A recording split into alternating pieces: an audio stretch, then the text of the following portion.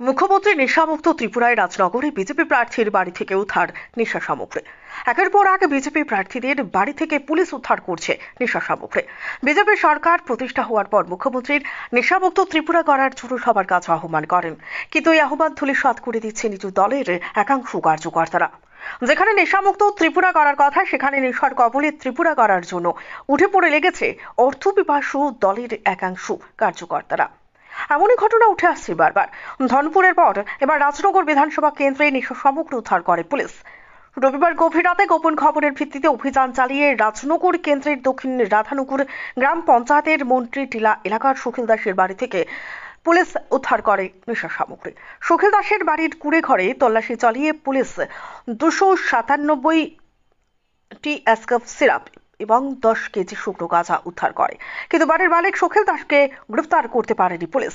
বাড়িতে পুলিশের উপস্থিতি আজ পেয়ে গাঁঠাগা দেয় সুখিল দাস। এই সুখিল দাস দক্ষিণ রাধানগর গ্রাম পঞ্চায়েতের 5 নম্বর আসনের 2 নম্বর ওয়ার্ডের বিজেপি দলের মনোনীত প্রার্থী। প্রার্থীর বাড়ি থেকে নেশা সামগ্রী উদ্ধারে চাঞ্চল্য দেখা দেয়, পাশাপাশি ভোটারদের মনেও সৃষ্টি হয় প্রতিক্রিয়া। পুলিশ আইনি প্রক্রিয়া শেষে বাড়ি থেকে উদ্ধারকৃত নেশা সামগ্রী নিয়ে যায় রাজনগর পিয়ার বাড়ি থানায়।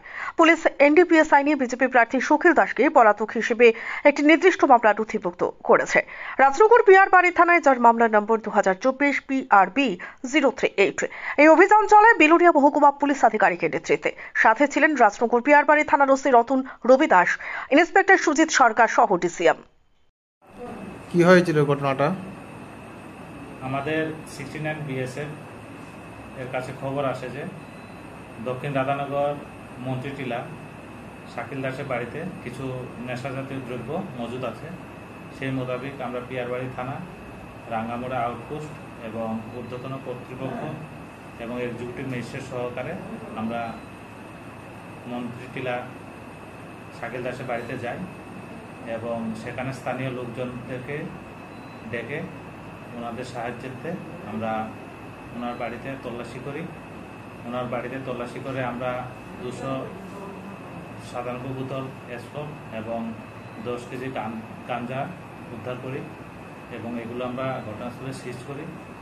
তো এই ঘটনায় আর কে কে জড়িত আছে আমরা এগুলো দেখছি। এই পরিপ্রেক্ষিতে আমরা পিয়ারবাড়ি থানাতে একটি NDPS ধারায় মামলা নিয়েছি এবং এগুলো তদন্ত করছি।